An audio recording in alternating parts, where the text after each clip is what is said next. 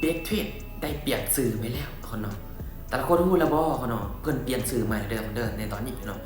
แต่ก่อนเนาะแต่ก่อนน่ะสื่อ BX Trade แต่ปัจจุบันนี้เปลี่ยนกลายมาเป็นอยู่ที่XR Trade คนเนาะโอ้ก็ถือว่าสื่อมวลนี้สื่อมวลได้เนาะกำลังจะนอนแต่พอดีเห็นมีการเปลี่ยนแปลงเนาะโอ้มีการอัปเดตคนเนาะแต่ตอนยังเทรดได้อยู่เลยยังเทรดได้ปกติคนเนาะยังเทรดได้ปกติยังสามารถถอนขายเรียนได้ปกติเลย คือตอนจะนอนมันเด้งขึ้นในทีเนาะเพราะว่าเขาจองตลาดเด้งขึ้นมาทีเนาะเด้งขึ้นมาเจมก็เลยว่าโอ้เข้าไปเบิ่งโอ้เปลี่ยนสื่อใหม่แล้วมันเนาะเป็นเอกอาเทศแล้วเนาะก็ถือว่ามีการอัปเดตเนาะและเจมมาคาดว่าน่าจะมีการเปลี่ยนแปลงอีกอย่างหลายตีเข้ามาใหม่เนาะ